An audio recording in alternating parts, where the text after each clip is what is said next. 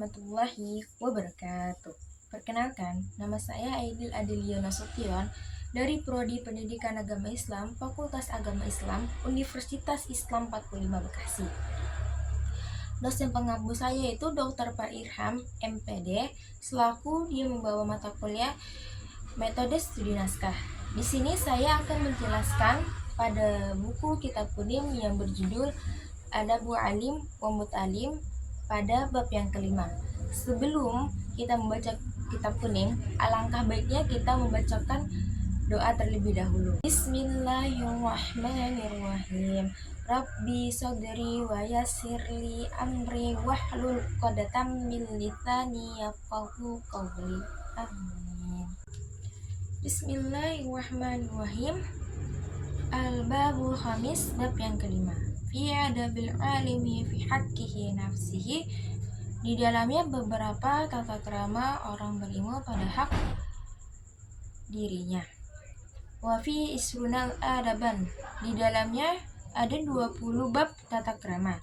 Al-awwalu, yang pertama, an yudima muraqabatallahi ta'ala fi sirri wa alaniyati. Hendaklah melenggangkan pengawasannya oleh Allah Subhanahu wa Ta'ala di dalam sunyi dan ramainya. Jadi yang dimaksud di bab pertama ini, orang berilmu itu senantiasa mengingat dia berada dalam pengawasan Allah oleh Allah Subhanahu wa Ta'ala, maupun dia itu di tempat yang ramai dan sunyi gitu. Wasani, yang kedua, an yulazimal khawfahu ta'ala. Hendaklah menetapi takutnya kepada Allah Ta'ala fi jami'i harakatihi wa sakanatihi wa aqwalihi wa af'alihi. Di dalam seluruh beberapa geraknya dan beberapa diam dan perbuatannya dan perkataannya dan perbuatannya. Fa innahu aminun ala ma ustudi'a fihi min ulumi wa hikmati wal khasiyati. Maka sesungguhnya orang yang dipercayai atas sesuatu dititipkan di dalam beberapa ilmu dan hikmah dan rasa takut. Wa tarku dzalika minal khiyanati, dan meninggalkan termasuk dari pengkhianatan. Allah Ta'ala, dan sesungguhnya berkata Allah Subhanahu wa Ta'ala, Bismillahirrahmanirrahim, la takhunullaha wa rasula wa la takhunu amanatikum wa antum ta'lamun. Janganlah mengkhianati terhadap Allah dan Rasul, dan mengkhianati amanah-amanah kalian, dan adapun mengetahuinya. Jadi yang bab kedua ini penjelasannya ialah orang berilmu selalu merasa takut kepada Allah Subhanahu wa Ta'ala, maupun yaitu dari ucapannya dan perbuatannya. Karena sejatinya orang berilmu itu adalah orang yang diberi kepercayaannya atas apa yang dititipkan, maupun baik dari berupa ilmu, hikmah, dan merasa takut ia kepada Allah Subhanahu wa Ta'ala, dan mengabaikan anjuran yang berarti berkhianat. Kan di sini juga ada dijelaskan di surah Al-Anfal ayat 27, yaitu janganlah mengkhianati terhadap oleh Allah dan Rasulnya, dan mengkhianati amanah-amanah dari Allah tersebut maupun dari Rasulullah, dan adapun mengetahuinya. Jadi orang ilmu itu kalau dia udah tahu larang-larangannya, jangan dikhianati. Wastalisu, yang ketiga, an yulazimas sakinata. Hendaklah menetapi terhadapnya tenang.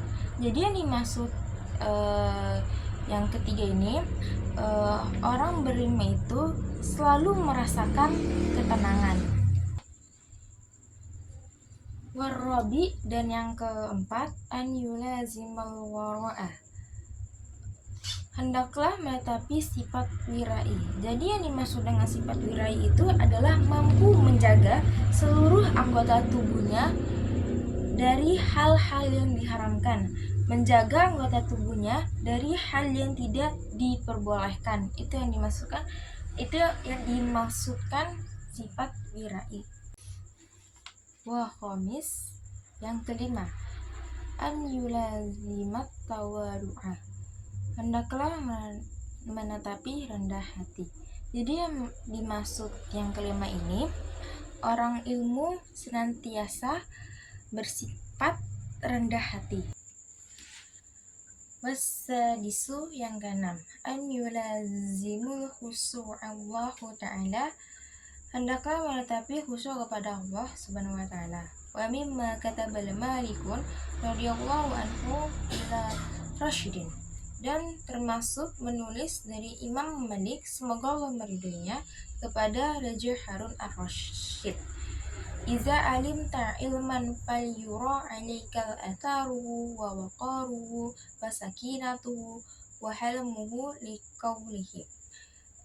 Di saat mengetahui orang ilmu, hendaklah dilihat pengaruhnya dan kewibawaannya dan ketenangannya dan kesabarannya. Liqaulihi sallallahu alaihi wasallam, berkata Rasulullah sallallahu alaihi wasallam, al ulama warasatul anbiya, para ulama dan pewaris para nabi. Wa qala Umar radhiyallahu anhu, dan berkata Umar, semoga Allah meridhoinya, ta'allamu ilma wa ta'allamu ma'ahus sakinatu wal waqar, mempelajari orang ilmu dan mempelajarilah berserta ketenangannya dan kewibawanya. Wa qala ba'du salaf, dan berkata sebagian ulama salaf, haqqun 'alal alimi an yatawadu'al Allahu ta'ala fi sirrihi wa alaniyatihi. Perkataan atas orang ilmu, hendaklah rendah hati kepada Allah Subhanahu wa taala dan sunyi dan ramainya. Wa yahtazi'a min nafsihi, dan menjaga dari nafsunya. Wa yaqifa amma askala alaihi, dan berhenti sesuatu menyulitkan atasnya. Jadi yang keenam ini, yang dimaksudnya adalah orang ilmu itu harus khusyuk kepada Allah Subhanahu wa taala. Dan Imam Malik juga menuliskan kepada Raja Harun, yaitu jika kamu mengetahui tentang suatunya ilmu, maka hendaklah kamu lihat pengaruhnya dan kewibawaannya dan ketenangannya dan kesabarannya. Lalu berkata Nabi Muhammad SAW, para ulama adalah waris-waris para nabi. Dan juga berkata Umar, yaitu mempelajarilah orang ilmu dan mempelajarilah serta ketenangan dan kewibawaan. Jadi orang ilmu itu harus mempelajari dari ketenangannya, kewibawaannya. Dan sebagian ulama salaf juga berkata, jadi orang yang berilmu itu tetap harus berendah hati kepada Allah Subhanahu wa taala dan tetap juga merasakan takut kepada Allah Ta'ala atau merasakan pengawasan dari Allah Subhanahu wa taala, yaitu maupun dia di tempat ramai dan sunyi, dan menjaga hawa nafsunya dan berhenti menyulitkan dirinya. Wasabi'u yang ketujuh, an yakuna taqwiluhu fi jami'il umuri 'ala Allahi ta'ala, hendaklah ada sandarannya di dalam seluruh urusan-urusan atas Allah Subhanahu wa taala. Jadi yang dimaksud yang ketujuh ini, orang ilmu itu selalu bertawakal kepada Allah Subhanahu wa taala dalam segala urusan-urusannya. Wasaminu, dan yang kedelapan, an la yaj'ala ilmahu sulaman yatawassala bihi ila aqradid dunyawiyati, hendaklah tidak menjadikan ilmu tangga menjadikan sarana dengannya atas tujuan bersifat dunia. Min jahin, dari pangkat, au amalin, atau harta, au sum'atin, atau reputasi, au zuhrin, atau terkenal, au takut dumin, atau diutamakan, ala aqranihi, atas teman-temannya. Jadi yang dimaksud ke-8 itu, orang ilmu itu tidak boleh menjadikan ilmunya sebagai tangga untuk mencapai dunia, seperti pangkat atau harta atau reputasinya atau terkenal dia atau diutamakan oleh teman-temannya.